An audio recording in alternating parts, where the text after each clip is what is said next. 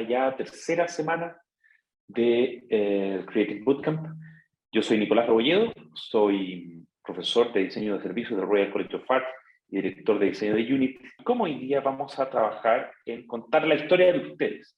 ¿Cuáles serían las herramientas y mecanismos que podrían permitir para que ustedes pensaran, por decirlo así, en cuáles son sus propios propósitos, qué es exactamente lo que están haciendo, qué es lo que están buscando y cómo poder construir una historia y una narrativa para, como decía Sean Prime en la sesión 1, poder establecer conversaciones con distintos actores que en la lógica de colaboración les permitan fortalecer su proyecto y avanzar en el propósito que ustedes tienen. Entonces ese es un poco el objetivo de la sesión. El objetivo de la sesión es poder mirar casos, poder encontrar algunas técnicas y poder reflexionar también a partir de las preguntas. Queremos hacer un poquito una pregunta-respuesta al final de cómo esto podría aplicarse en sus proyectos. Y para ese propósito tenemos a Eveleigh-Evans, que es, yo diría, una de las mejores personas y autores que podemos tener para que nos ayuden en esto. Eveleigh-Evans es británico, es hoy día Managing Director de Moving Brands, que es una empresa transnacional de desarrollo de marcas, y al mismo tiempo es fundador de Torque, su propia práctica. En palabras de David, dice que es un creativo híbrido que trabaja en la intersección entre personas, tecnologías y marcas, y actualmente distribuye su tiempo entre esas dos cosas y al mismo tiempo trabajar en el Royal College of Art y como mentor en DigitalX del programa para el desarrollo humano de las Naciones Unidas. David tiene una larga experiencia, con más de 20 años, trabajó en Moving Brands, en Method, tiene clientes como Google, Nike, Sonos, BBC, Microsoft. O sea, se ha encargado de crear historias y crear propuestas de valor en un amplio espectro de empresas mundiales, pero también tiene una fuerte pata, un fuerte pie metido, incorporado en el mundo del arte. Entonces creemos que esta balance, digamos, de las grandes empresas y el mundo del arte nos puede traer una mirada interesante para poder fortalecer su proyecto. Así que sin más, dejo a David. Welcome, David. Muchas gracias. Thank you very much for being here. And the floor is yours. Thank you, Nicholas. So, hi, I'm David. Good morning. Today, the conversation to Nicholas's view of business and art. So this is much more about the art of storytelling, which ends up being the business of storytelling via the lens of brand. Fundamentally, it's going to be about storytelling and how to build your brand. So from this idea to action and the translation of your idea into something real in the world and how that builds its own story and momentum to engage people around you. What I've done is broken it down into 3 parts, classically in that story way, a start, a middle, and an end. So we're going to be at the start. So in a galaxy far, far away, when we start with story in terms of narrative, we use it to build worlds of meaning and universes of understanding. And the galaxy far, far away is a bit of a joke on Star Wars, but fundamentally how most stories start, they set a place and a character on a journey to engage with a kind of an adventure that resolves itself in the transformation of that kind of hero into an outcome. And I think fundamentally stories, as we see them, are a useful mechanism to allow us to share our values and to share our emotions with others. So in the cave, darkness was all around us, an endless lonely night, animals hungry for our flesh, nature didn't care, we were on our own. Suddenly, a twig broke. So we all have this idea of a story with drama and tension about something that we're doing. And fundamentally, within our own sense of humanity, we are storytelling animals. And storytelling is a universal human experience. It's suggested that it developed not long after language itself. We do it across all cultures. It's a kind of universal element. Some of the earliest evidence of stories in this example, cave paintings in France, that they were not only visual depictions of people's experience, but they were used for oral storytelling in terms of sharing of knowledge and understanding within the environment. And oral storytelling, through voice and gestures, is kind of a long tradition, as long as the kind of history of human civilization. So in this idea of we're already primed and we've grown to and understand stories as a kind of shareable medium, and it starts from the very early days of being around a fire in a group and kind of talking and connecting and bonding, through to the modern day internet and the kind of digital revolution of internet connectivity and always on and live and direct style of kind of storytelling. I think it's something that's traveled with us over the last 44,000 years. It's a mark through time. And also storytelling is something that can operate through space. An example of the kind of anodized aluminium plaque for the pioneer plaques that were depicting our place in the universe, what we look like as a species, and kind of key information to navigate back to the blue planet on which we live. And I think, again, story is a way that we're reaching out to the universe to see and meet extraterrestrial and other life forms, and that's a fundamental truth of who we are as a species. I think fundamentally we use stories to understand our world as much as we use them to entertain. It's to educate and to allow us to be safe ultimately, or to be reassured, or to find connection and grow relationships and extend beyond our immediate family into a group of friends, and from our friends to our communities, and from our communities to our societies. And stories operate on different levels, from society in terms of the birth of a nation or an origin story, through to the mundane everyday conversations between parent and child, or friend and friend. I think what we've got on this slide is it's an image of a storyteller, a woman surrounded by a group of villagers, and it's a black and white picture that shows and is trying to tell you around oral storytelling is something that is fundamental as a tradition. It's also, again, cross cultures. So what it does, it provides this idea of cultural cohesion. It encompasses myths, legends, fables, religion, prayers, proverbs, and instructions. And for example, Native American tribes, the Choctaw, have oral storytelling traditions that go back generations, and it's about preserving their tribe's history.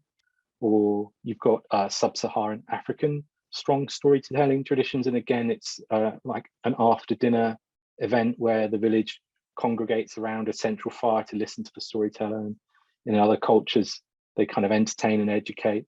And then, for example, in Ireland, there's Irish storytellers that are known as story keepers, and they travel from village to village, reciting ancient lore and tales of wisdom. So if we think about our modern day stories, about what we're doing as individuals or collectives of people, and what that means in terms of how we communicate and connect to audiences, we have a fundamental history of being receptive to and understanding and being appreciative of a story in many different forms.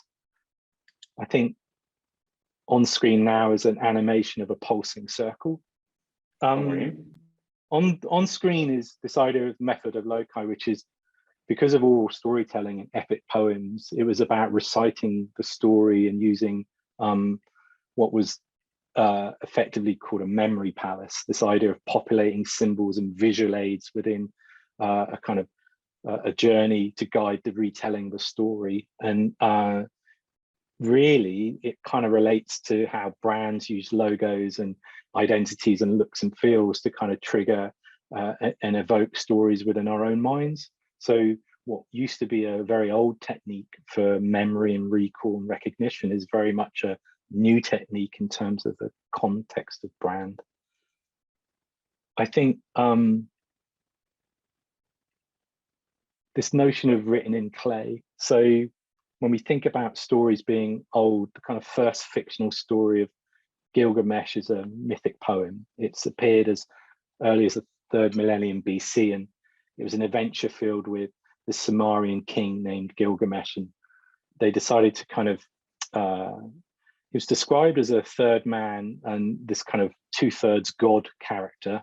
And over the course of 12 tablets worth of story writing, he goes on a hero's journey and slays monsters and rubs elbows with gods, and he tries to find a key to immortality. So this is, and it ends in a tragic result of his death. But other works in terms of early writing and storytelling and how language formed wasn't so much about fictional stories, but we had temples that were kind of dedicated to gods, but they were also kind of centers of commerce and prosperity, and farmers were given land, and when those lands grew with prosperity, it got hard to manage, and so effectively writing became a means to keep record. And in that, effectively the first kind of literate humans were accountants, if you can believe it. But basically that's where it all started. I think stories really allow us to understand our past and place ourselves as people in that past and imagine that past and experience that past, as much as it can place us in our future in ways in which we're not yet sure or don't understand. I think stories fundamentally allow us to dream, they allow us to learn, and they allow us to grow.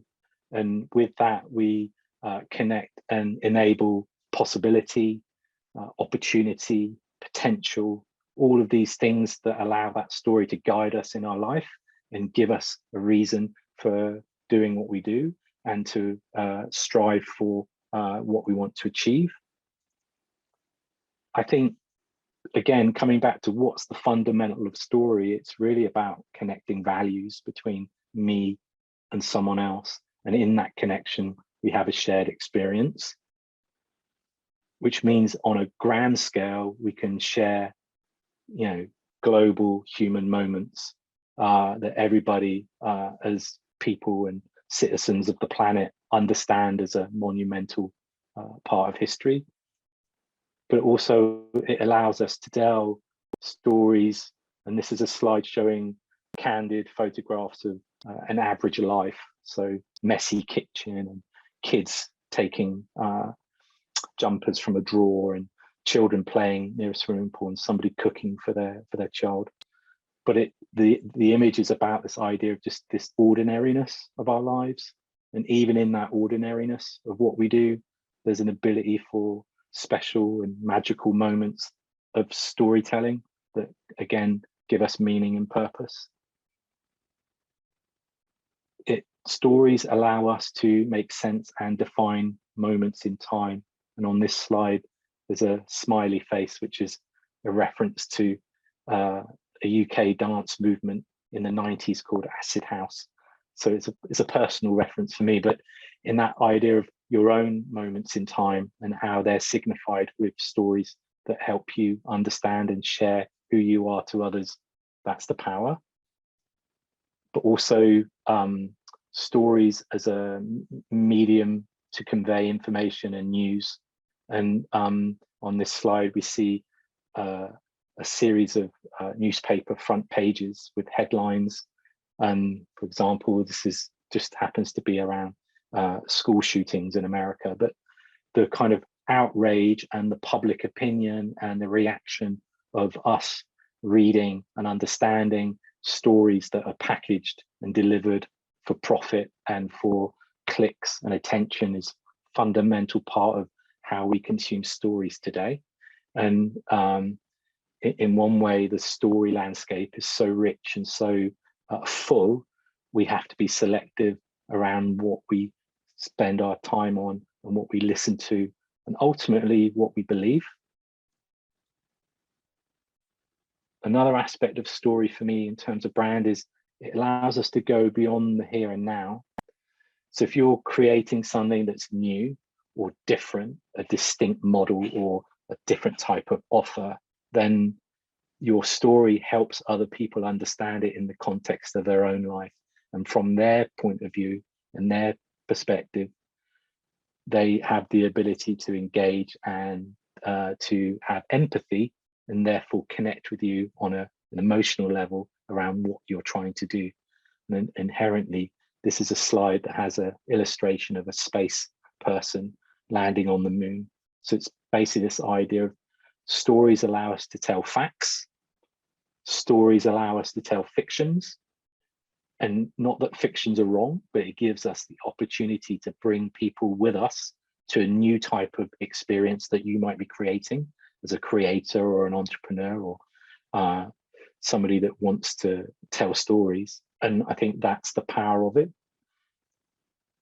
I think, again, this image is a photograph of a black male that's been crying and has an emotional look on his face, and one of not despair, but one of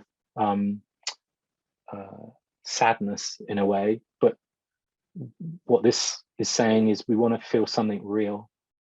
Our brain can't distinguish between real and not real. Our emotions and our nervous system and how we operate and our hormones see it all as the same thing. And we feel it in our gut. So this is a diagram of an intestine to represent the human stomach. But in this idea of we feel it intuitively, it's something that we sense. We understand when something is true or truthful or fantastical. And we also get a sense when something's wrong and is not true and is a lie. So again, we've become tuned to understanding and having an intuitive feel to what a story does for us. I think the point here is that in your own storytelling, to be authentic, to be your own truth, and to be genuine is a fundamental requirement of what you need to, as an ingredient to your own story, because people resonate with that in a way that's is more effective than any other means. When we come back down to it, story equals power. And this is a slogan, but this is a quote from Steve Jobs around storytelling and why, from his perspective, he saw storytelling and storytellers as the most powerful people in the world. And this was while he was a CEO at Pixar before he went back to Apple. But his view was they get to set the stage, they get to create the characters, they get to show the vision, and they get to bring people with them on that journey within their world. And therefore, if you're a storyteller of your brand, you have the power and the ability to bring people with you and connect to them in ways that are truly meaningful. So really, what makes a good story? An example is, for example, in terms of brand, is Airbnb, a platform that was new around renting spaces and allowing a marketplace for those spaces to be advertised for people in different countries or the same country to rent for a period of time and then live in those places. Not only was it a massive disruptive proposition, but it was branding a new type of service, and fundamentally they kind of originated from a human point of view, and they wanted to take people and places and this idea of love and use that to drive the brand identity itself, and then also the storytelling that comes from what they're doing in the world and why that connection matters. So the fundamental story for them and their purpose in a way is to imagine this world where anybody can belong, and that's effectively their story. Belong anywhere is their kind of narrative, and therefore what that does, it drives all of the product development, the advertising, the campaigns, the messaging, the content, and the social media, all the different channels that are in their owned and earned experience is driven from this idea of belong anywhere.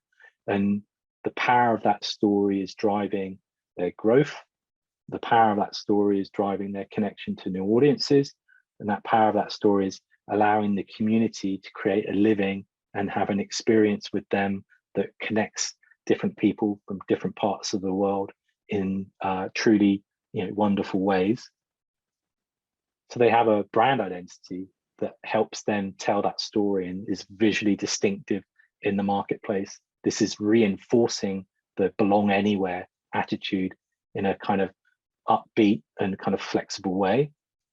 Also, in terms of social media and storytelling as a thing, is as much as the host posts a picture of their living space, they co-create the story with those hosts, and that story is telling everybody about what that place is and what it means to stay there and the experience that you might have. So what they've done is invited their hosts to create and share their story with others, and therefore it's a genuine expression of the amazing opportunities that you can have within an Airbnb experience.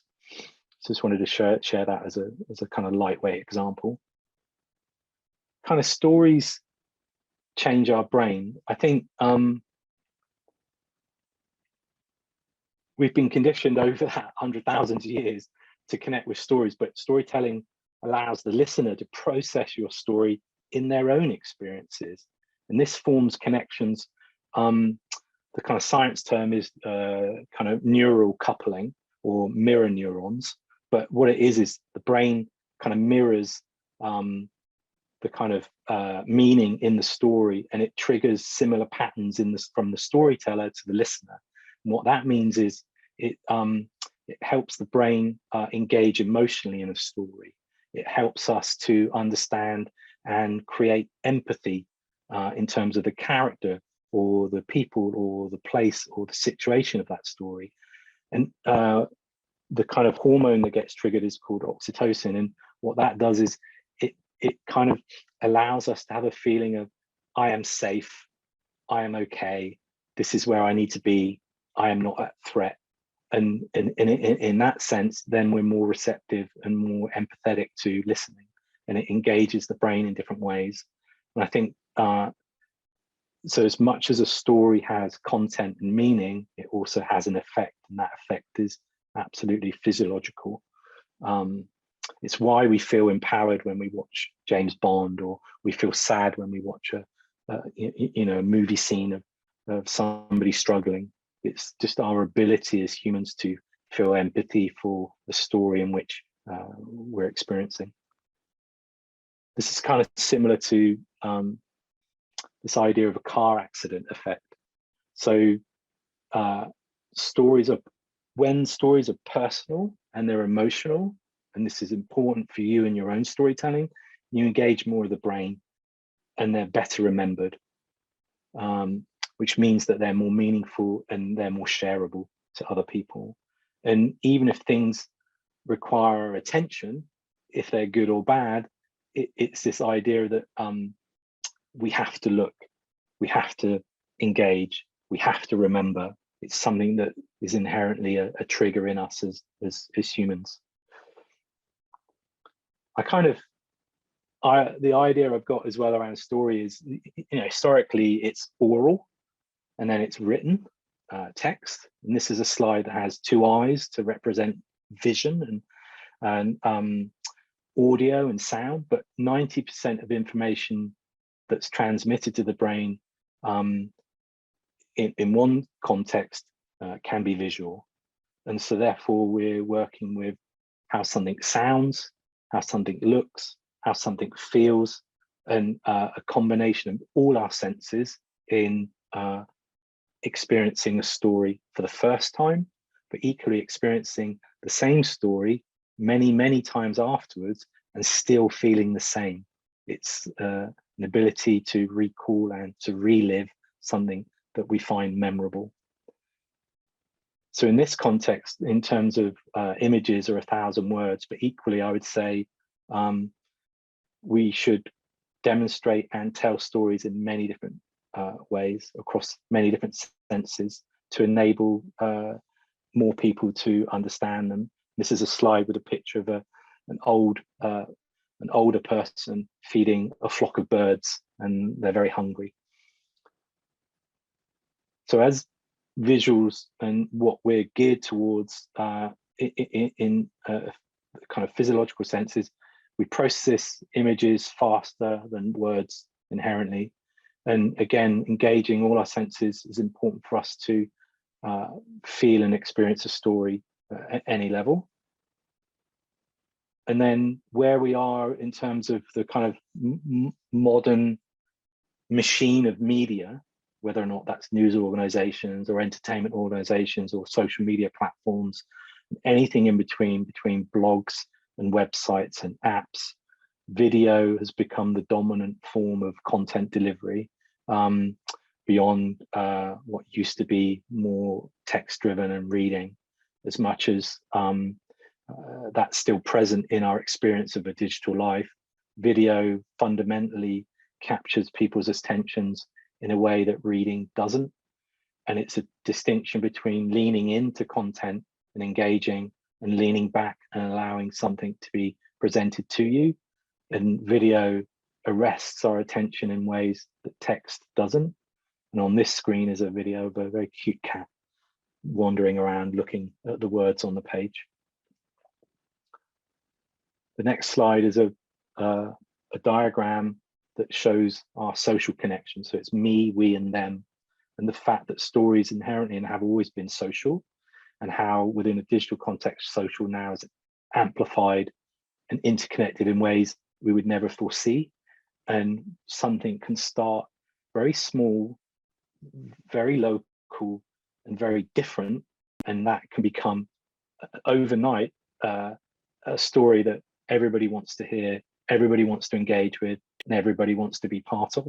And the power of social media and how you harness your audience to tell your story for you is equally a component of consideration of how you might use social media in the way in which you want to tell your story.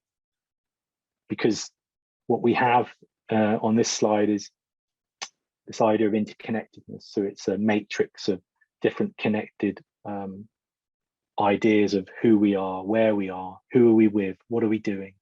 So data and surveillance and an understanding of the system and what we're doing allows content, specifically story content, to be targeted at us. The ad industry has generated and created large-scale tracking algorithms that personalize and recommend and automate and target and filter individual stories at a scale we've never known. Back in pre-internet days and before mass media days, stories were something you shared and traveled from group to group over long distances in different geographies and different times. Now, in this kind of connected world, everything's flat.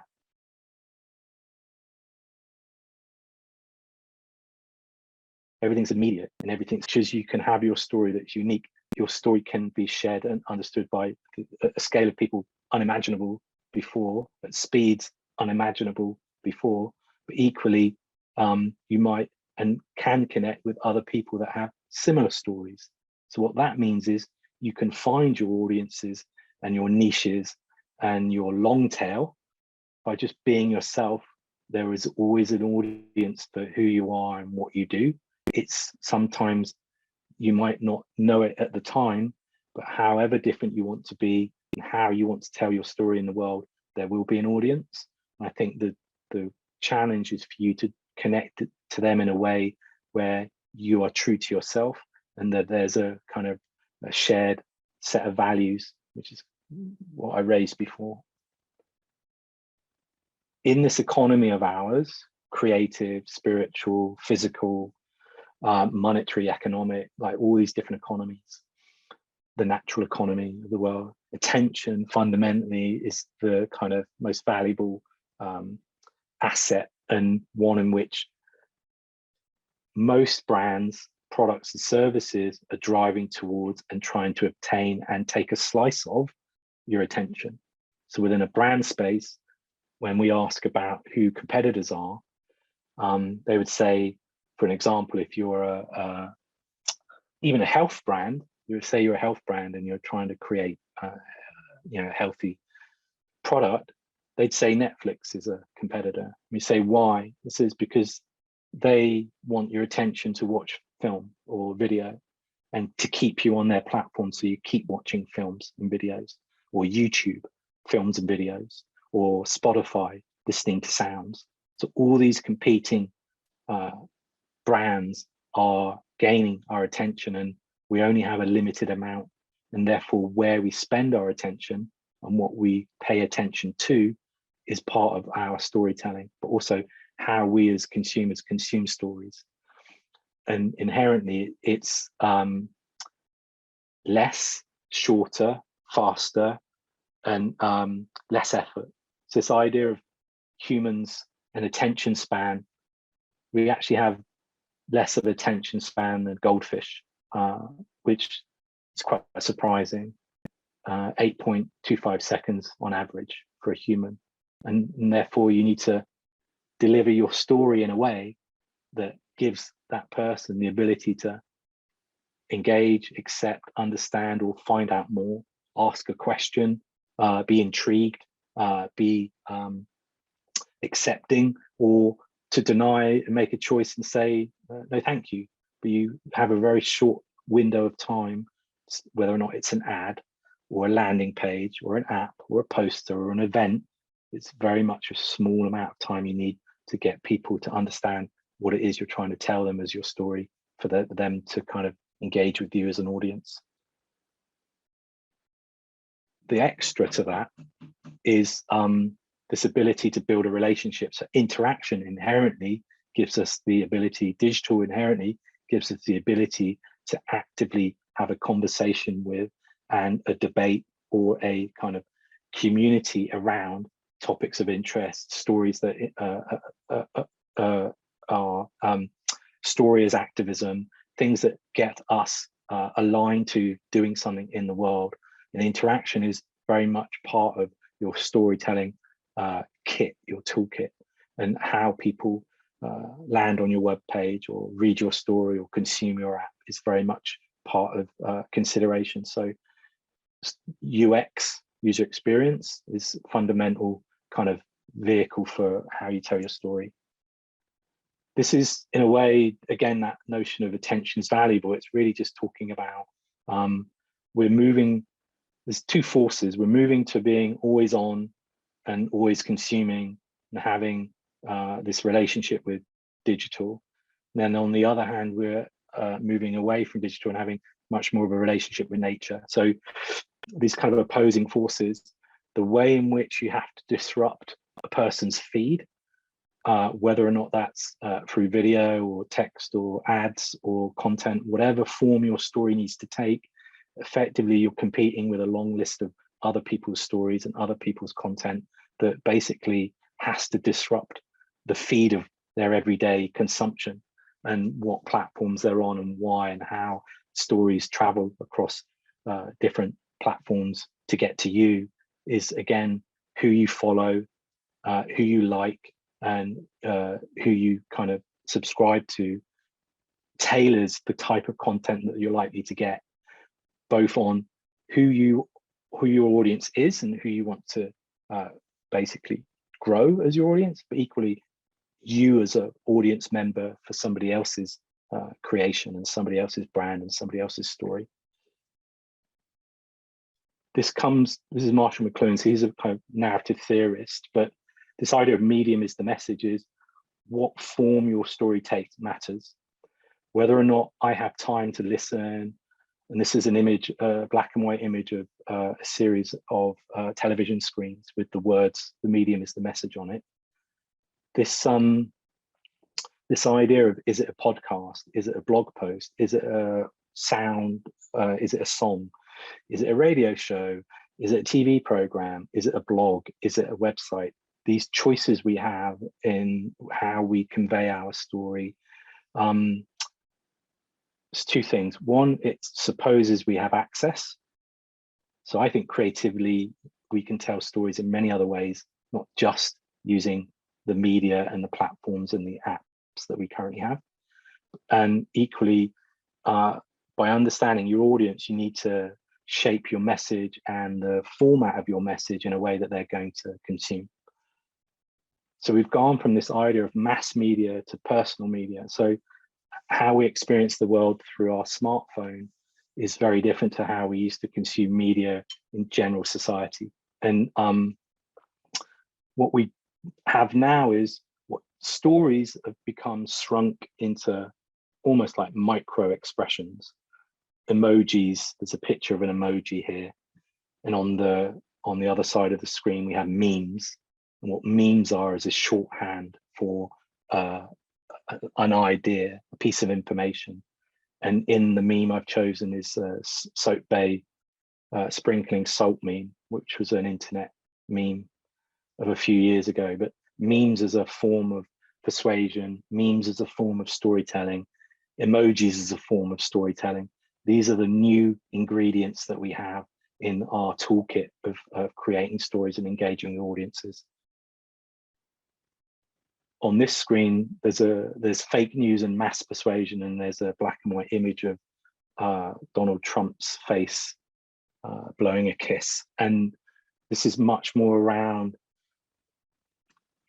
the platforms and the algorithms and the way in which automation works and the way in which stories are constructed mean that we're removed from the truth in certain ways. And there's been a large process of trying to validate what's true and to have evidence and facts against things that are seen as opinion or beliefs. And there's a culture war at the moment between different political points of view that are, again, meaning that where we look for and find our story is, and who that story is from and how it's originated and what it means to us is, again, another consideration that we need to have, which, if we go back to that idea of being authentic and genuine and being real, there's nowhere to hide. We don't need to hide because it's a truth, our truth in the context of the story that we're telling. And we're competing against things like fake news and mass persuasion, because sometimes our stories aren't the narratives other people or those in power or other brands or other businesses want us to have. Our stories might be highlighting a specific issue or a challenge or around activism or change or people or collective, whatever that story is, might not be what other people want to hear. So again, we need to be aware of how we can take our story and liberate them by sharing them with as many people as we can using different and creative techniques. I think we're in a world now where live is coming through very, very strongly. It used to be stories were, in the digital age, asynchronous. We would find something, we would read it, we'd consume it, we'd look at it, we'd listen to it. And on this page is just a series of mobile smart screen videos of a Nike run idea, people running live and being streamed on images, and people talking about running and people being interviewed about running in the graphical style of Nike. So it's very much about this immediate, live, saturated, fast, co-created and shared type experience. This is an advertising model. This is a consumption model deliberately to add value around the product and to engage you as a community. But there are other ways in which we can do that, which are softer, slower, more human, more community-centric, more emotional in different terms, rather than a MTV style, graphically high energy type way of doing things. So this isn't, I'm not saying this is the best example, but it's really about live, and live as a component of how you tell your story, because you get immediate engagement with your audience and you get immediate feedback that you can then use to inform what you're doing, but also bring people along with you on your journey. I think we need to be aware there are new experiences being invested in with different forms of technologies and the metaverse, and spatial and VR and mixed reality is another form. And again, whether or not you're an artist at the edge of that emerging technology, or you're somebody that would like to use that technology, again, there's an awareness of what that technology is. And on this screen, there's a young gentleman using a VR headset and looking into the screen itself. But I think in that medium is the message piece with Marshall McLuhan, there's this ability for new technologies to consume all other technologies before them in terms of mediums, right?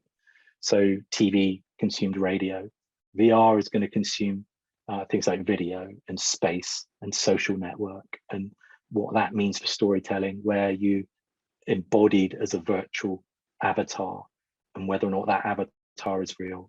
These are the new language of storytelling that's coming through, but actually they're based on old forms of storytelling. For example, around the fire as a group, having and looking at different people whilst the story's being told. It's just a different expression of the same old forms of storytelling. I think the way we communicate has changed. I think obviously between, you know, smoke signals in China or in Native America, between pigeons and horse riders with messages through to, you know, mechanical, you know, things like letters and then telegrams and telephones, the kind of thing that's changed, those things have changed, but fundamentally it's all about this, and it's all about word of mouth. And on word of mouth, I have a picture of a slightly snarly open mouth, but what we're saying is it's people talking to people that helps your story grow. People talking to people help your story be memorable, be shared, be interpreted, be translated, to be owned by those people. They have a sense of ownership, and then your story becomes shared. Word of mouth fundamentally means you're doing something that connects, you're doing something that's valuable, you're doing something that people feel is meaningful in their lives, and therefore it's a fundamental unit of your power of your story is to drive word of mouth, whether or not that's in the street and shouting your story on a poster or a placard, or it's about a digital experience of your story. Word of mouth is fundamentally what you're trying to achieve. So what makes a good story? On this slide, there's again a young gentleman in the thralls of fun or ecstasy or pain. It's a black and white image and their face is all scrunched up. But what we're saying is what makes a good story is emotion. And that can be a positive emotion or a negative emotion, but fundamentally emotion. If you remember the way that the brain reacts and the hormones that get triggered, then emotion is a kind of vehicle for your story.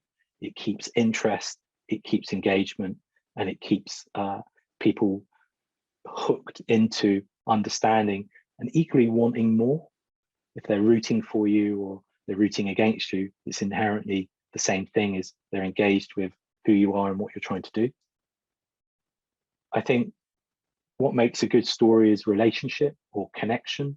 It's about real things, real people doing real, having real experiences in the context of a story, so that it's believable and therefore relatable. People can relate to the story that you're trying to create.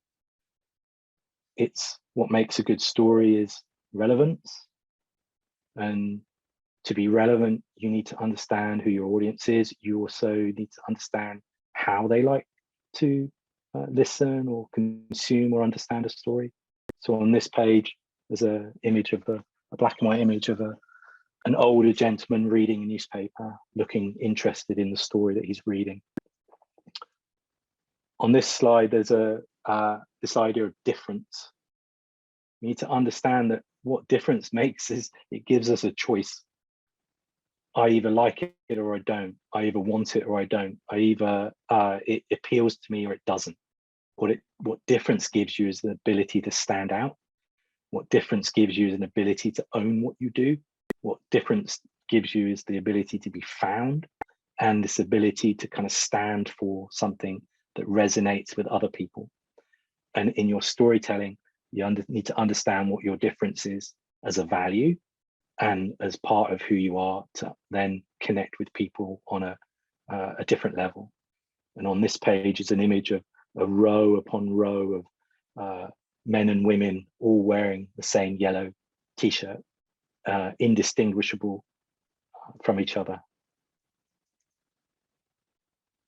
What makes a good story is something that can provide meaning.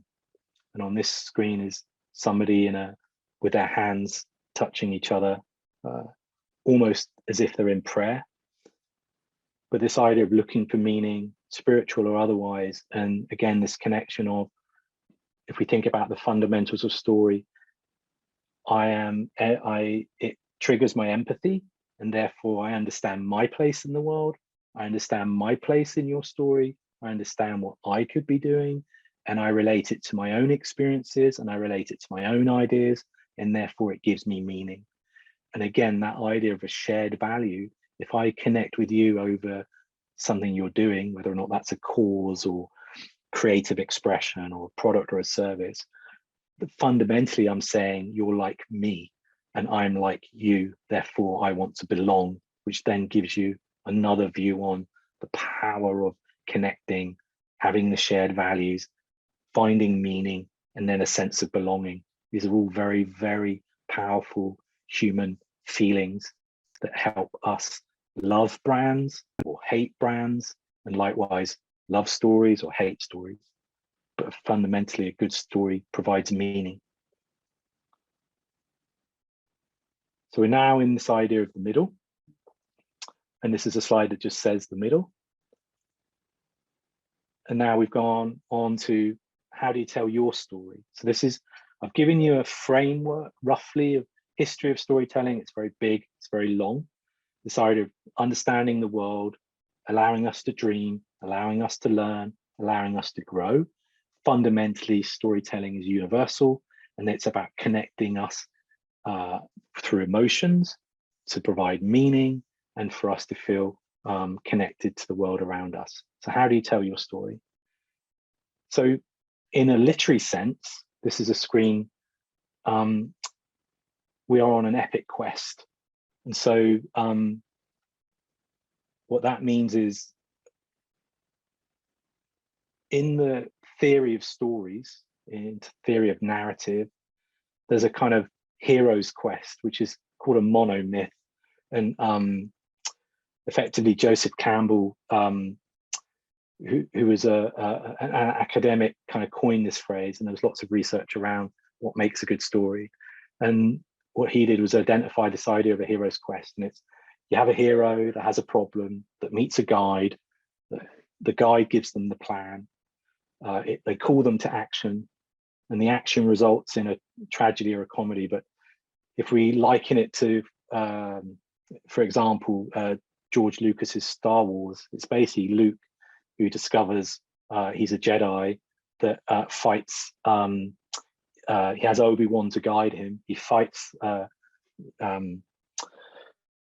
Darth Vader. He overcomes his father. He becomes a Jedi and saves the universe. So it's a very old story that gets told again and again and again, but it's one in which we can learn from as it relates to you and what you're doing and your brand, because the character, the hero is not you. The hero is your customer. You're the guide. Therefore, you need to understand the problem the customer has. I need to help by giving them a plan and a call to action to help solve their problem, which then results in the transformation, i.e. they achieve their goal. So it's one way of structuring your story to help other people. Equally, your story, same again, is it needs a dramatic arc. It needs to build. It needs tension. It needs drama. It needs emotion to keep people engaged. more than 8.25 seconds.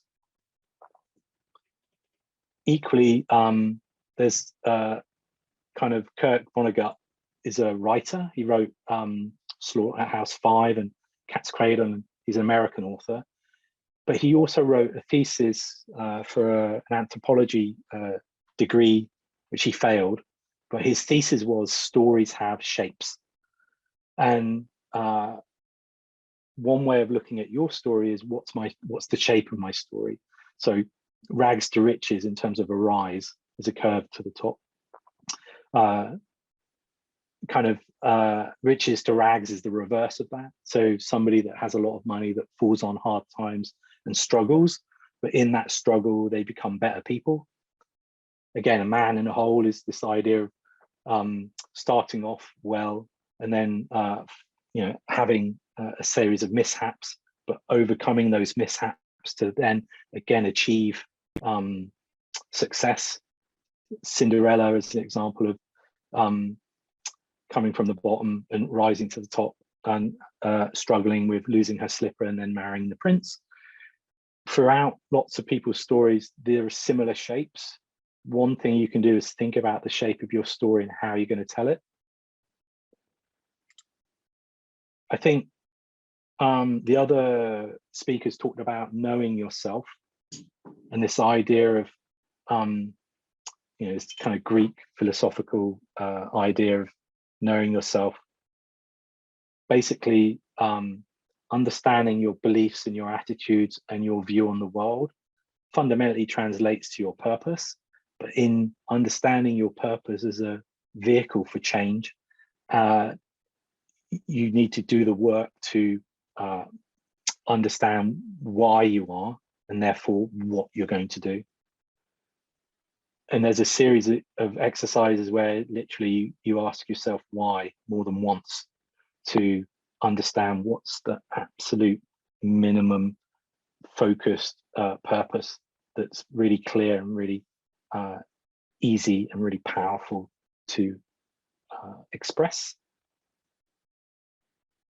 The other fundamental of a good story is you need to know your audience. And on this slide is a video of a mix of men and women all on their smartphones, not necessarily looking at the camera, but knowing your audience, you need to connect with them. So you need to be close to them. You need to maybe show them things early, work with them to create what you're doing, to have a conversation and a dialogue, and to listen to them in ways, because without knowing your audience, you're not going to know how your story needs to be told and how your story needs to be created in ways in which the audience is going to consume. So you need to know who they are, you need to know what they need, and this helps you shape your story so that it's relevant and resonates. And on this screen is a pencil drawing of an old-aged woman smiling. The other thing you need to do, and again, the Star Wars idea, but you need to know your enemy. And what I mean by that is you need to know what it is you're against, what it is you're trying to fix, or what it is you're trying to solve. If you're designing in those terms, what is it you're trying to compete against? And by knowing your enemy, that can become part of your story. We're against climate change. We're against bullying. We're against sexual discrimination. We're for accessibility, inclusion. So on this page is a picture of Darth Vader in a black and white photograph. This idea of knowing your enemy is fundamental to knowing yourself. And what knowing your enemy does is allow you to kind of stand for something. And by standing for something, people know clearly what it is that you believe in and your attitudes. And there's a picture of a protest with no justice, no peace as a poster being held up. But standing for something now is more important than ever. In the kind of mass of choices that we have, the brands that stand for something and the brands that are activist brands and doing something to make change happen in the world are the ones that are succeeding and creating new audiences with new outcomes with bigger impact, because they're doing something more than trying to sell you a product, trying to sell you an idea, or trying to sell you a service. They're literally communicating shared values based around action. So the idea of Colin Kaepernick and the Nike campaign, the 30-year anniversary of the kind of Just Do It campaign, and how he as an athlete, an NFL footballer, would be taking the knee in protest to police brutality within America, and the kind of deaths of unarmed Black Americans. That's a brand and an activist athlete coming together to tell you the story of believe in something, and this idea of, even if it means sacrificing everything, and showcasing two things: the activity and the issues involved, but also the position of Nike in endorsing and sponsoring and kind of promoting that specific story with that specific attitude. So it allows them to reaffirm their story in the context of new audiences. It power and amplifies the story of Colin and his other fellow NFL players, but also the exposure of that story and that attitude and that belief meant that Nike stock grew by over 5%, which turned into 6 billion plus sales. So it's as much as it's doing it for the right reasons, it also took a gamble and won in terms of the commercial potential of doing it. So I think you need to stand for something, whatever that issue is, mainstream or not, and to have the ability to talk about it in ways in which give you your purpose, but also for other people to understand what that might mean. Forms of things like manifestos in terms of having a purpose. So Patagonia, is an outdoor apparel brand for kind of performance-based outdoor wear. They're all about nature and landscape and adventure and excitement of climbing and running and all these types of outdoor activities. Ultimately, they sell product pretty much the same as everybody else on the surface, t-shirts and coats and things. But what gives them credibility is this ability to demonstrate what they're doing in the context of their story, which is about adventure and excitement and performance and human endeavor. And so therefore, that's the backdrop in which their brand exists. But the other thing that they do exceptionally well is they have a purpose that resonates and is clear to everybody, and they live and deliver on that purpose. So building the best products, causing no unnecessary harm, using business to inspire and implement solutions to the environmental crisis. They will create an ad which is, don't buy this product, do this other thing instead, care about the environment, take action. So as much as they are creating upcycled and recycled material choices within their product lines, or having fair supply chains, the brand on top, the image of the brand, connects with the actions of the brand. And that's fundamental to you, even if your brand's super small and you only just started and it's very, very young, is this ability to do what you say, because fundamentally people, when they listen to your story, they want the truth in use. They want the truth in engaging and using and experiencing, and they will measure you on that. And if you're promising something that you're not delivering, then you'll lose that audience and you'll lose that customer and you'll lose that consumer. So a manifesto in design terms, there's lots of them. There have been lots of them. For artist manifestos like the Surrealists, from design manifestos like Dieter Rams' 10 Principles of Good Design. A manifesto is a really good tool to help you frame your point of view on the world, your purpose and what you stand for. So in this idea of good design is innovative, makes a product useful, it's aesthetic, it's understandable, it's unobtrusive, it's honest, it's long-lasting, it's thorough, environmentally friendly, and is as little design as possible. So maybe think about creating your own manifesto that give you these points around how you are in the world, who you are in the world, and what you're doing. And therefore people can relate and understand and engage with you in a really clear and meaningful way. All of this, what makes a good story before, is knowing yourself, knowing your enemy, standing for something. It's all about feeling something real, and to communicate and translate that experience to others so that they can engage you and feel the same, ultimately, to appreciate or to love or to be excited by things that you're doing in ways that transform their lives. So the kind of idea is, in this sea of sameness, you need to be unforgettable. And I think that's where creativity absolutely comes to bear. Your creative idea of not accepting the norm, doing something different, challenging the status quo, is the fundamental superpower that you have. And taking your creativity and turning that into action is how your story gets started.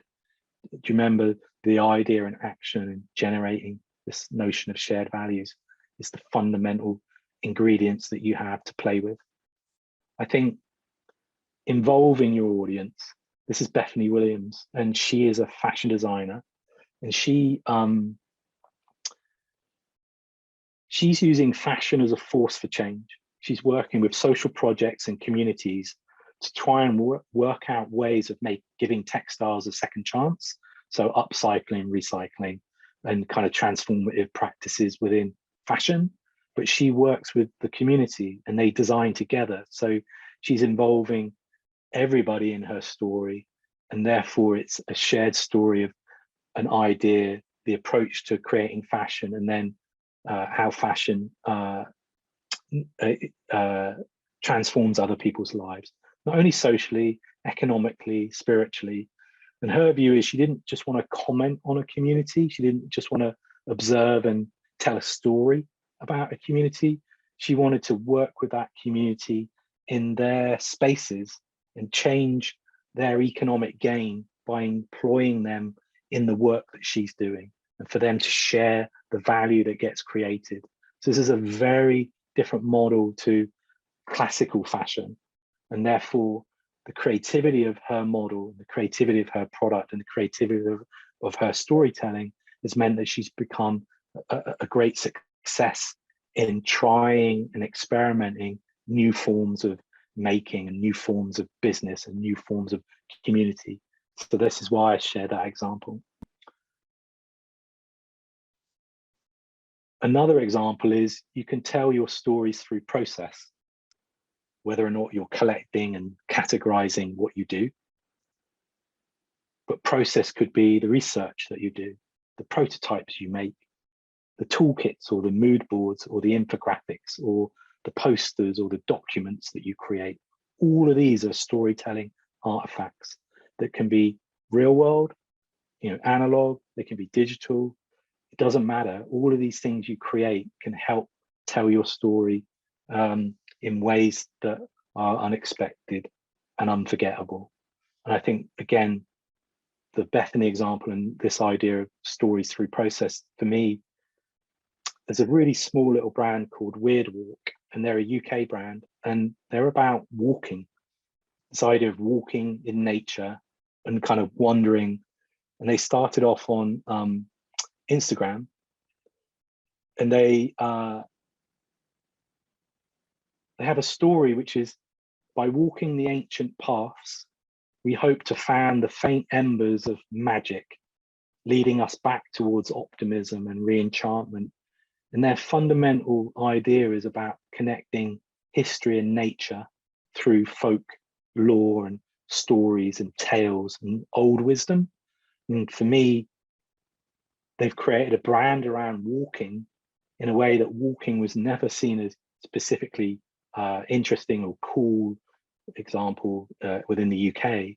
But the fact is that we're connecting with heritages. And this idea is, again, it's global. This idea of connecting with nature and understanding meaning that's outside of the realm of media and news and kind of saturated kind of information around it. It's much more softer and slower. But the visual identity, the brand, the fact they create journals, the fact that they have Instagram, the fact that you can listen to them, the fact that you can wear them, is all part of their storytelling mix. And I think that's an interesting model. Fundamentally, what makes a good story, it's a process. It takes time to bake. You're not going to get it right first time. It's something that evolves and grows, and you get better at as you do it. And this is a screen showing 2 hands rolling some dough. And I think the anxiety of being good enough shouldn't stop you from trying. And to tell your story, you'll get better for every telling, and you'll get better for every person that engages and understands and listens, and also gives you feedback about what your story is to them and what it means for how your story changes for you when you share it. So your brand has a story to tell. So this section, I'm going to talk more practically about things you can do to help you structure your story in a brand context. So this is a slide with type on it with no images, but brand is perception. It's what other people think of you. Brand is promise. So it's what you say you're going to do. It's the proposition that you create. Brand is relationship. So it's with me over time. It's something I engage with and stay with or reject. Brand is meaning. It allows me to make a choice and to connect with your shared values. And brand is ultimately value, whether or not that's economic or self-identity or spiritual or community. Brand is value. When you make meaning for your brand, you need to think about 2 things. Why you exist, which is that purpose, the promise side, and we'll kind of go into that, but equally the experience you're going to create, the design that you create, the product or the event or the thing that you do in terms of a service. What you do is the proof of why you exist. It seems simple, therefore, in that simplicity, it's hard to do because people want to know that you're doing what you say. And I think that's a really good rule for you to have, that you need to do what you say and be consistent so that people believe you. I think the elements of your story fundamentally are what you do, how you do it, and where. And then fundamentally on top of that is who it's for.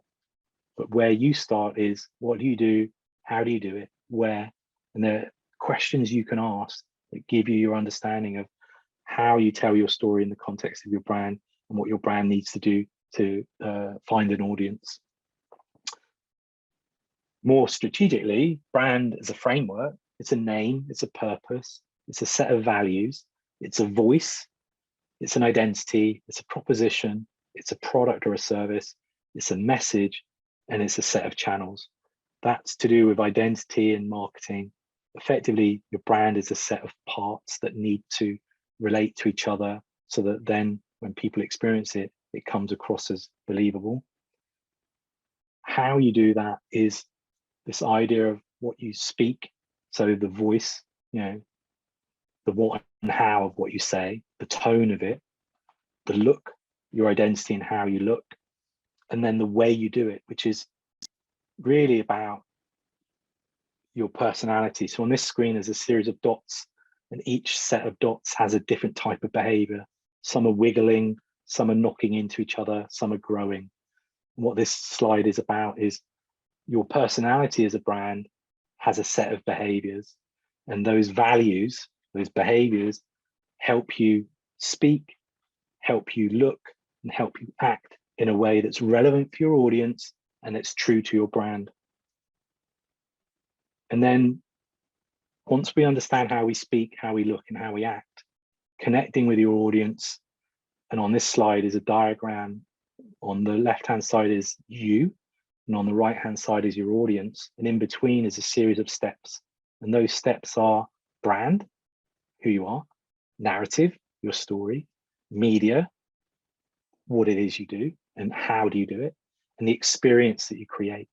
In connecting with your audience, you need to design and be creative about each step so that you can be purposeful about what you're doing in a way that gets you the audience that you want. Another view, if you're a startup or you're just starting, as opposed to a brand that's established, is this idea of a minimum viable brand, right? So the smallest kind of set of things you can do to start something is to create an offer that other people can engage with. And on this slide is a diagram that says story, symbols, and strategy. And this idea of a minimum viable brand is kind of broken down into story, symbols, and strategy. And on this page, there's a series of post-it notes that have content relating to what a story is, has symbols, which are mood images of people and flowers and typography and colors and typefaces to relate to symbols, your identity. And then strategy is a series of post-it notes with channels like Instagram or no packaging, which are features, and then experiences like your user journey. So this is your like main set of tools to help you craft your story. In story itself, there's the purpose. And in this example, it's a cosmetics business that's vegan. So I've written this idea of a purpose, which is make the best cosmetics that are good for everyone on the planet. The personality of my brand is going to be fearless, open, ethical, clean. Those are the behaviors that I have. That's also my tone of voice that I'm going to have. The proposition for my product is live clean with fresh vegan cosmetics to go. And my message in terms of my story is it's easy every day, feel good and do good, clean and ethical, and it's also handmade. So that's my story world of proposition, purpose, personality, and message in a brand context of how I'm going to talk to the world and what my brand needs to do. In terms of symbol, I have a name, it's called Karma. I have a mood, a style, and I have graphical elements like typefaces, color choices, photography choices, illustration choices. And I have a style, which is a set of attributes that help me create my visual identity. And that is luxury, everyday, sharp, and textures. And what your style does is a series of words that help guide how you express what you look like.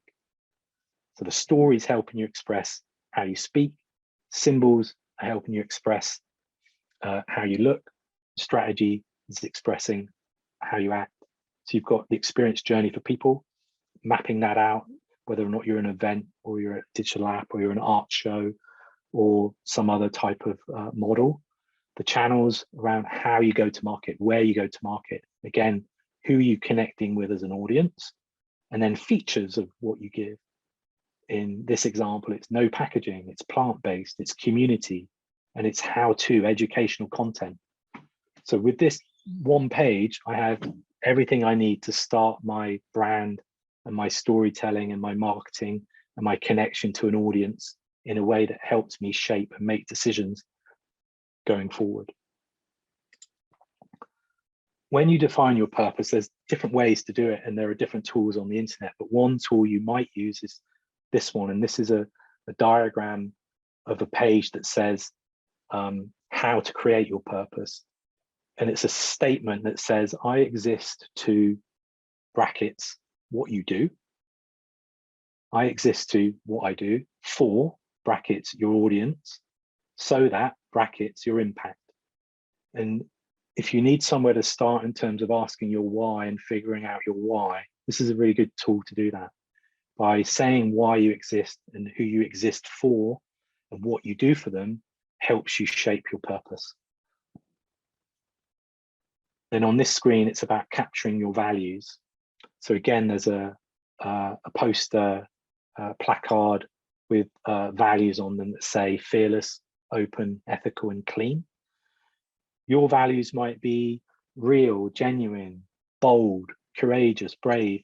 There could be any values that help inform and work with your purpose, but also help differentiate and make you memorable in what you're doing. And choosing these values, they don't need to be a lot. There could be 3, there could be 5. They're just a way of guiding you in your brand around what you do, how you speak, how you look, how you act. And these core values should be present in connecting your purpose to your promise, which was that idea of what your brand does in the world.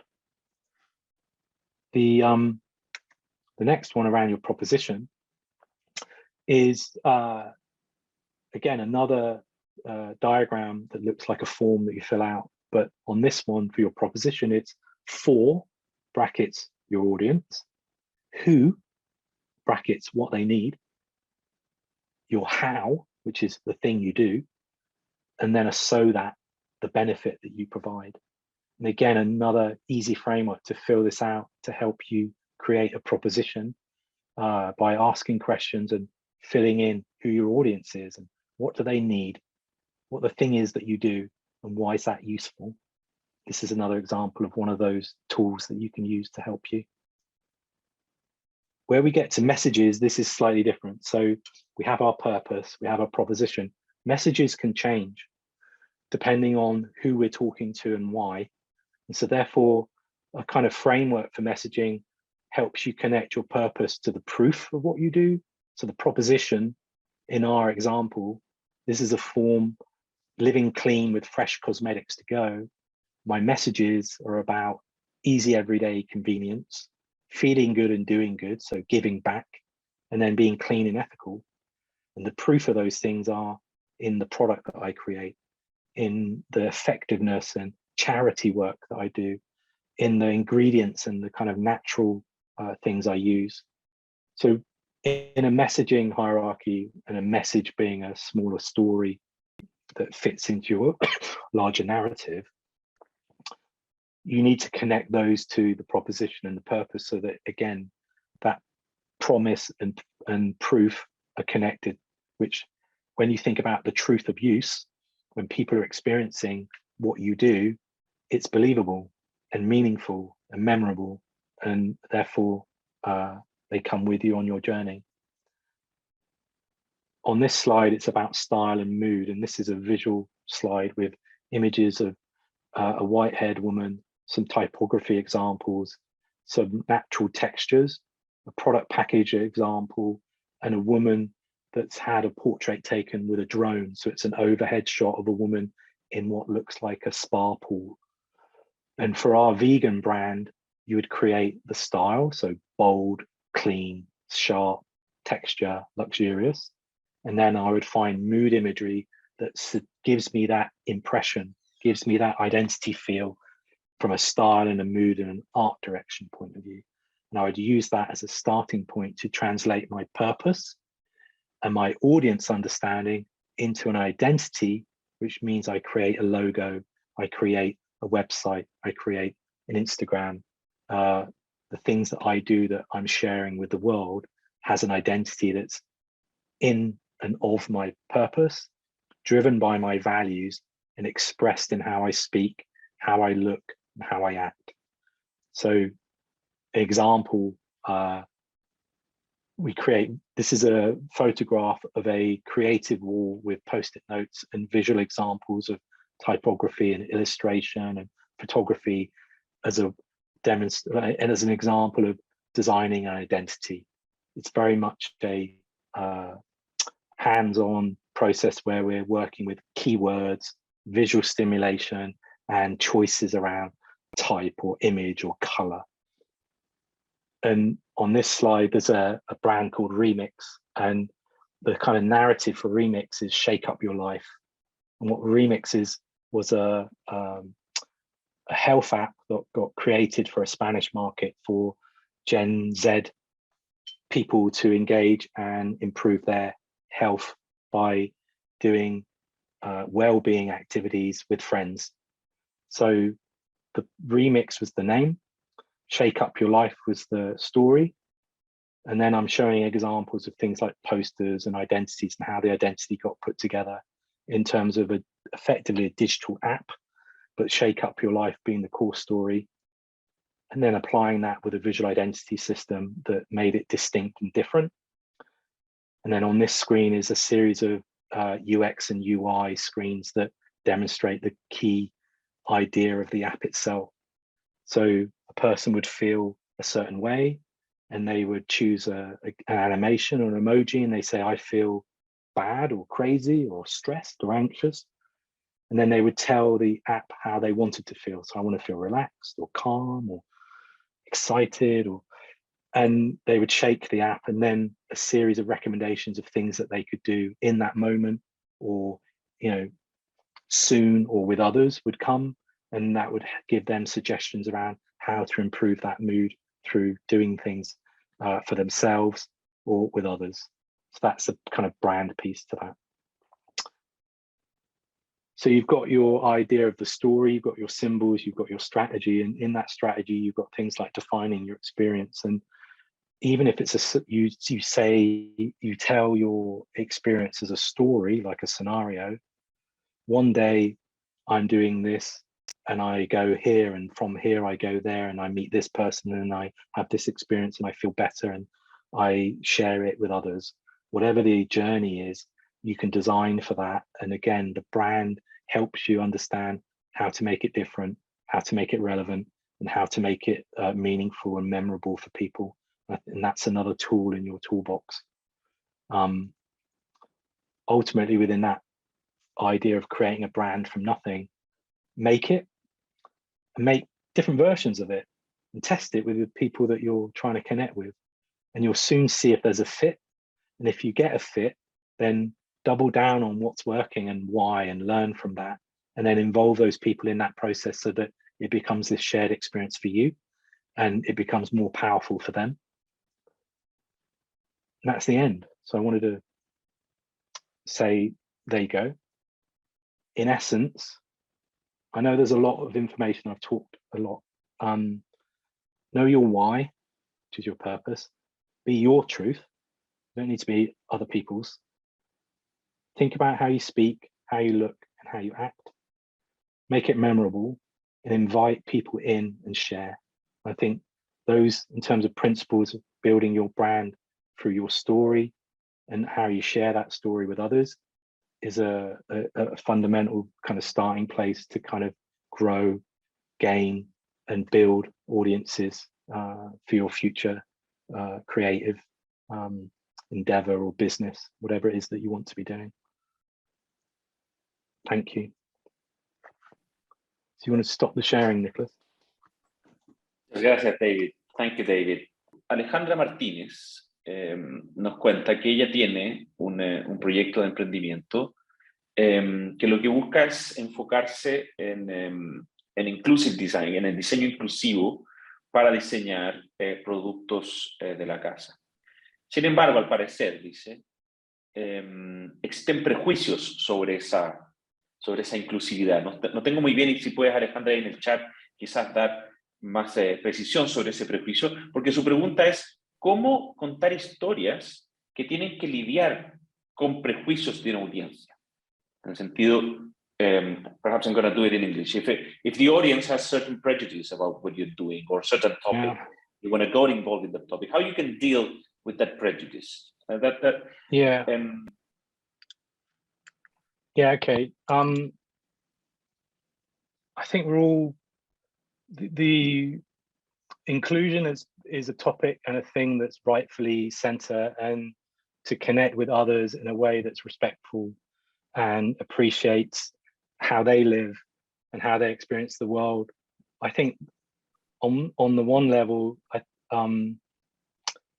think you need to do that in the context of their experience, and therefore share that humanity and that compassion and that care, and also the struggle or the other things. We're, in terms of the biases, myself included, we need to be mindful and be more mindful of how we're communicating and who to. And sometimes we're unaware of who the audience is, so that we bias towards a general communication as opposed to an accessible or an inclusive communication. And even in this presentation, it's inherently visual, even though I'm talking. And then when I'm talking, there are different challenges. So if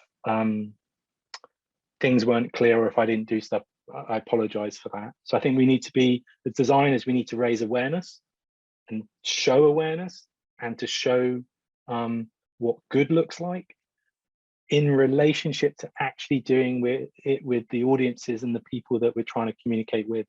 I think that inherently it's about empathy and trying to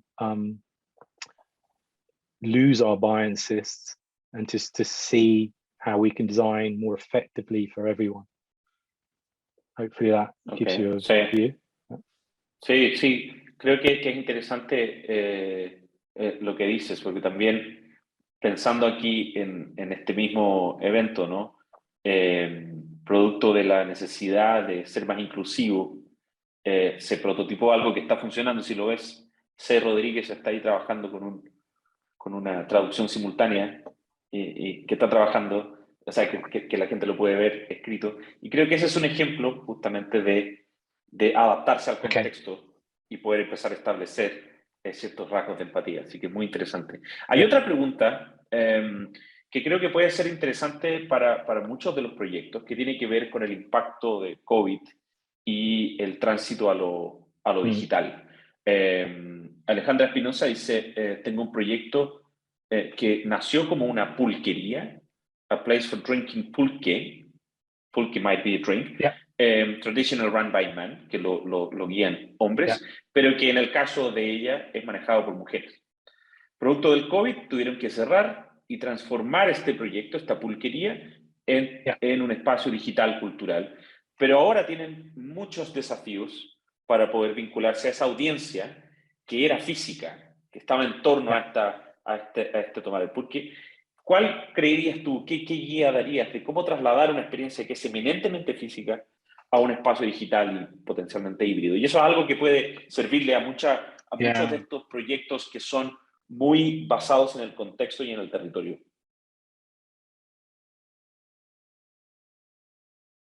I think good question. So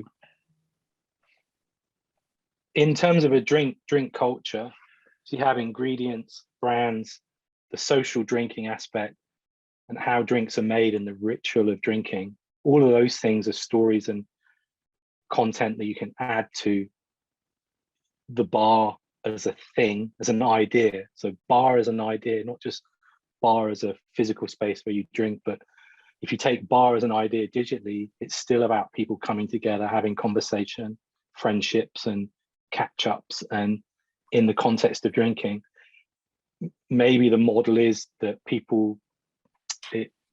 they either bring their own, if drinking is still a fundamental experience, or you send them and they can buy product from you that gets delivered through the letterbox, right? So I think maybe it's just like playing with the boundaries of what digital means. You can have live sessions like this, but I'm not sure if happy hours are the same cultural thing, Nicholas, but like having a social happy hour. It's the same, similar, Virtual happy hour of people talking and chatting via Zoom is some of the cultural glue that means people feel connected, and at least they're sharing and they look forward to. So in that context where you've got people turning up, maybe you educate, maybe you demonstrate, maybe you get people speaking around how things are made or things of interest to that community. And therefore it becomes a learning experience, a sharing experience, and one where you can create content that if it's live, I have an appointment to view, which is if I'm not there, I miss it. But equally, you can record it so that I can have a kind of experience by being on demand. I can look at something you might have created that's educational. I can look at maybe the debate. I can enjoy the WhatsApp. So it's about, in the digital realm, live and content driven, so make it meaningful. And then equally mix up your channels. So if something's starting in WhatsApp, but then the debate happens on video via a meeting, or if people are sharing expertise, then that's the way to kind of cross the real world and the digital. Most brands are doing digital add-ons, so they're creating new digital services that basically extend their core physical product, whether or not that's a spa and you're doing a treatment, or whether or not that's a cosmetics business and you're selling soap. So it's like the digital add-on bit is normally educational, demonstrates, or it's about community cohesion. Great. No, muy claro. Muy claro. Thanks, David. Hay otra pregunta de aquí, bueno, tiene dos en realidad. Sineca Carlos Peregrina, que aparte de decir que considera muy chidas tus diapositivas, muy buenas. A mí me gusta ese concepto mexicano. Dice, tiene una pregunta sobre el equipo. Tú nos presentaste, creo, ¿no es cierto?, el Minimum Viable Branding y algo que podemos hacer nosotros. Pero Carlos se pregunta, somos un equipo de 2 personas, hacemos todo, queremos empezar a trabajar en esto. Sin embargo, ¿qué recomendarías como para ampliar el equipo, ¿no? ¿A quién incorporar? ¿Qué especialidades? Estamos pensando en proyectos que están partiendo, que tienen pocos recursos quizás. Como ¿qué habilidades quizás podríamos empezar la pregunta? Incorporar en un equipo que quiere avanzar en este proceso de crear una historia, de armar una marca.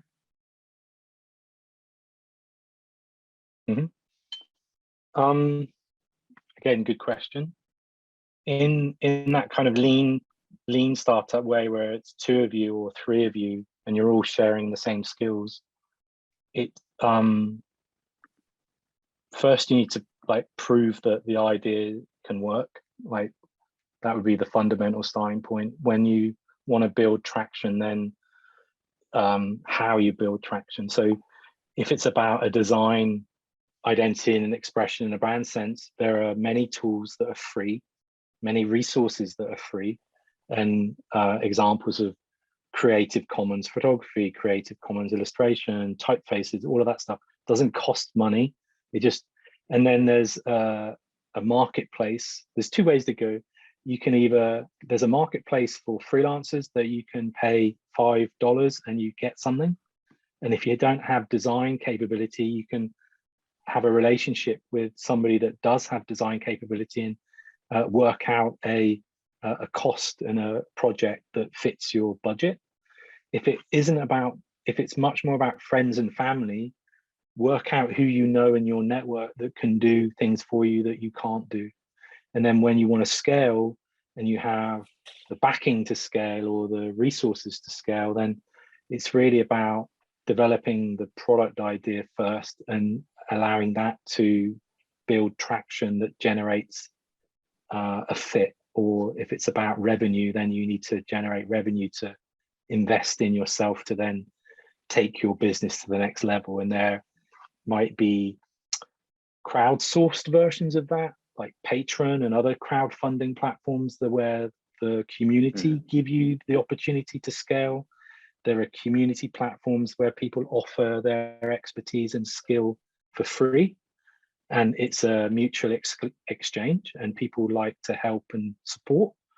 Or there are, more commercial mechanisms like VCs and investors and incubators and other things. But even on that community level, there are different platforms that can help you that don't cost money, and all people want is to be able to share their time and expertise to make something happen and be part of that experience. So that's where I'd go look first.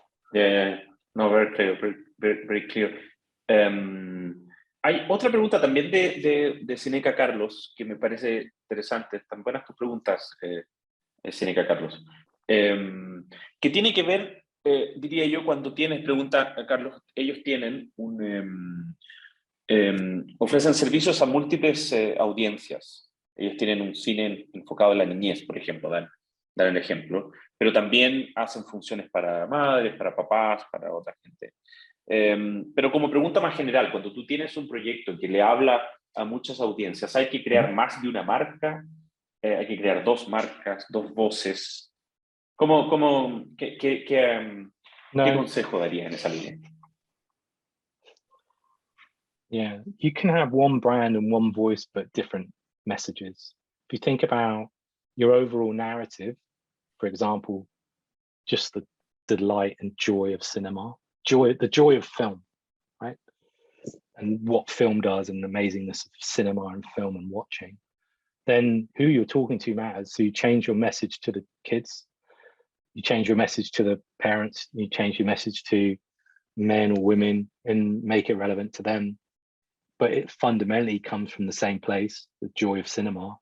And so the purpose is the same. It's really about, and the tone of voice can be the same.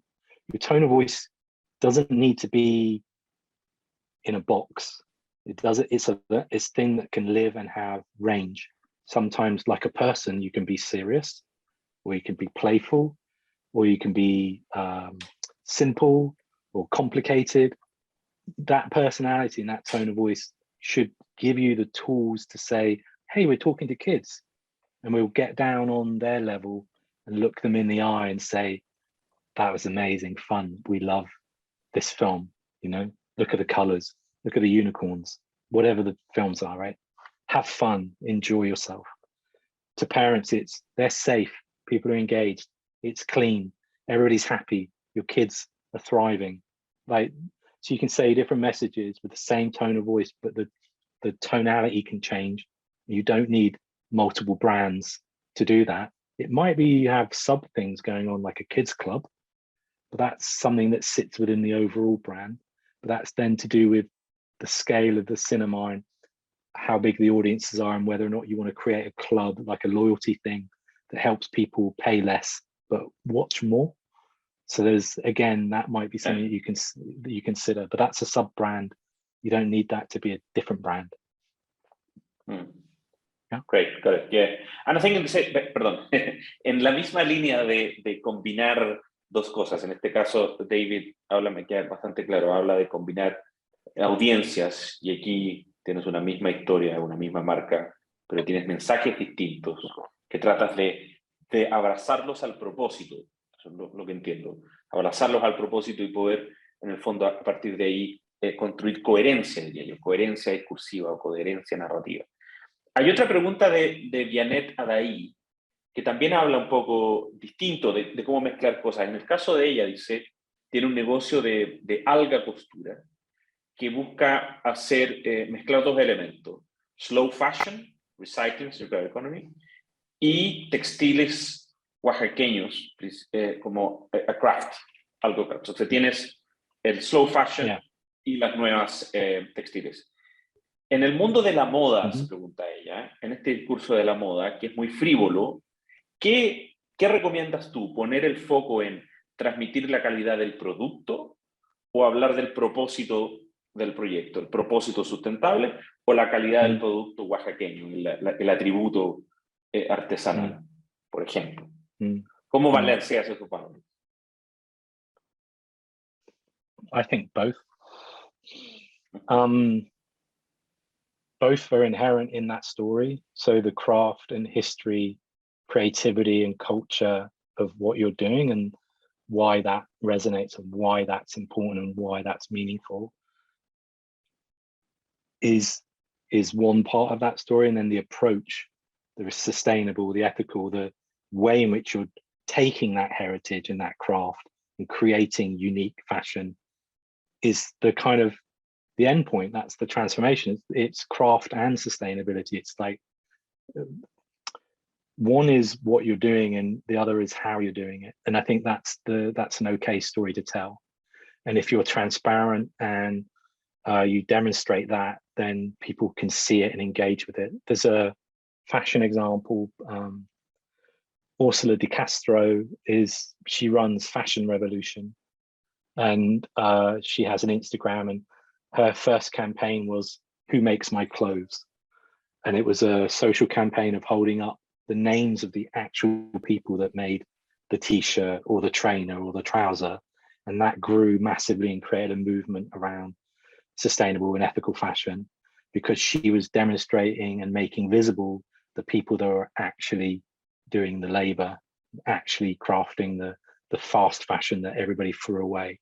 And so she connected an abstract idea of fast fashion and image and frivolous to the human impact of people actually doing that in their lives and their conditions and what they got paid. So that was a super effective campaign. And out of that, she's grown a whole organization that works with businesses to transform them to more ethical and sustainable methods. So I think craft and sustainable, both your truth, and then what that means for the people that can buy and wear and consume it. I think that's how I would do it. Yeah. No, muy claro. Quizás la última o penúltima pregunta, voy a mezclar dos que tienen que ver con las historias. Ana María Mendoza se pregunta, ¿qué pasa si a uno le da un poco de miedo o de compartir tu historia? O quizás piensas que tu historia no es muy excitante para alguien o uno no está acostumbrado a hablar de uno mismo. Entonces es como una parte de la pregunta, una parte de romper ese hielo. Y por otro lado, Domingo se pregunta, ¿cómo contar a partir de ahí, rompiendo ese miedo, de contar una historia que atrape a las personas, que capture la atención en un contexto donde hay mucha saturación de historias? Sobre todo para estos proyectos o estas historias que están partiendo, tienen que entrar a competir con la atención de mucho que está ocurriendo. Entonces, por un lado está como romper este hielo y por otro lado cómo atraer. Okay. I think if your story has value, you'll find an audience. It's just where you share that story, who comes in contact with it. If you tell one person and that story resonates, they'll tell another. And that's how that word of mouth component can happen, where you build an audience through other people telling other people about what you're doing. So it's like, that's like the fundamental unit of story, right? It's an exchange. The other thing, I think, where stories are resonating with people is that when they're being vulnerable, and that vulnerability of confidence, or that vulnerability of being uncertain, or that vulnerability for others, where you're opening yourself out honestly, and not everything will be positive. You may well get a lot of toxic responses and things like that, but it's to find energy and find purpose in the connection where people connect with you on that human level. I think that's another way in which you can step into telling your story where you're comfortable, but you may well be vulnerable. And I think that vulnerable feeling is just a fundamental part of us reaching out to others and seeing whether or not we connect. I think to do things smallly and even practice with friends and say, hey, I've got this idea. Here's my story. What do you think? Here's the thing I'm doing. What do you think? Even that, getting feedback and building your confidence is a starting point. Even if you're talking to your brother or your mum or your friend, is get used to telling. And every time you tell that story, it gets easier. And every time you share, more people know, and then more people know, more people speak, more people come to you and tell you what your story means to them, because they may well have a similar feeling and therefore connect with you on a really personal or intimate level, because it's a shared experience. I think hopefully that answers those two questions. Sí, yo creo que sí. Pero ya nos estamos acercando al final. Y aquí Be Collective pregunta si tienes algunas referencias que luego puedas comentar para profundizar en la creación de marca, libros o tips o cosas que mirar, referencias creo que sería muy útil por si algunos quieren continuar. Y por último, quizás la última pregunta, ya tenemos poquito tiempo, que acaba de llegar aquí, de Sugeli Juárez, que se parece a lo anterior, ¿no? Pero yo creo que es interesante en este contexto ella dice, ¿cómo lograr hacer algo diferente? Ella entiendo que hace textiles, ella elabora textiles, entiendo, en su estado. ¿Cómo hacer algo diferente cuando a todo el mundo, mucha gente elabora textiles y hay grandes historias detrás de cada prenda, pero hay una especie también, tiene que ver con la saturación, pero en este caso creo que tiene que ver cuando estás trabajando en algo que es más commodity, digamos, o sea, es más, ¿cómo te diferencias ahí? ¿Cómo cuentas una historia cuando mucha gente está haciendo más o menos lo mismo? Me imagino yo, Sugeli, corrígeme ahí en el chat, que estás en el mundo de la artesanía y quieres llevarla a otro espacio, eso imagino que es la pregunta.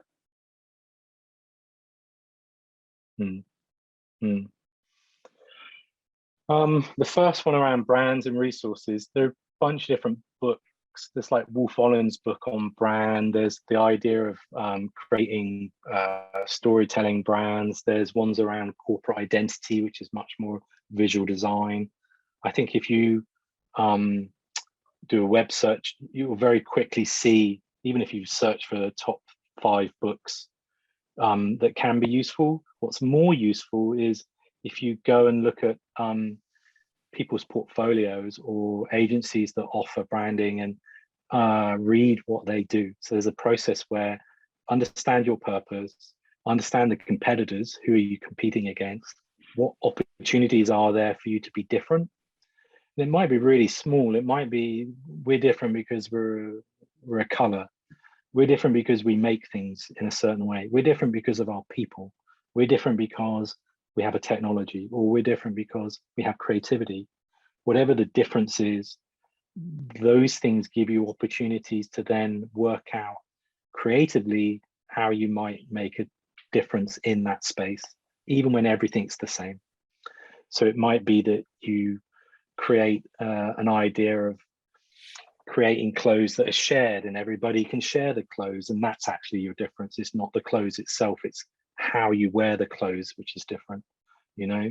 So I think creatively, when things are saturated, that's the best time to think out and think about different angles and different ways and different concepts and formats that can help tell your story. It might be that you do everything via WhatsApp and you just invite everybody into an open WhatsApp, and it's just a WhatsApp driven conversation, and that's not Instagram and it's not Facebook and it's not other social hubs. I think play with different mechanisms to see what fits. So I think you should be in experimental mode to see how things resonate. But if you don't understand who's doing what, I always like to have a landscape view of what's going on to understand why you would be different, so that you can understand the opportunity spaces that are there for you to play in with your brand or your idea or your creativity. And so you don't have to do it like everybody else, I think. Yeah, it sounds, I don't mean it to sound like I'm not answering the where to look question. I can't reel off a bunch of titles straight away, but I would say like Udemy. We can do it later. We can do it later. Udemy courses, yeah, they're really good. Udemy's really good. Also speak to a friend that might be a designer if you're not a designer, and ask them for advice, or how did they learn something, or help them show you what you need to do. I think much more rely on who you know and your friends, and you know, the kindness of strangers, just as much as an academic idea of creating a brand and an identity. It's not as complicated as it's made to seem. Great. Muchas gracias. Thank you for your advice, Eveleigh. Muchas gracias, David. Ya hemos llegado al final. Muchas gracias por esta increíble clase. Creo que ha sido muy útil para mucha gente. Muchas gracias, David. Thank you very much, David, for such a great lecture. Y nos vemos. Chao, chao. Bye.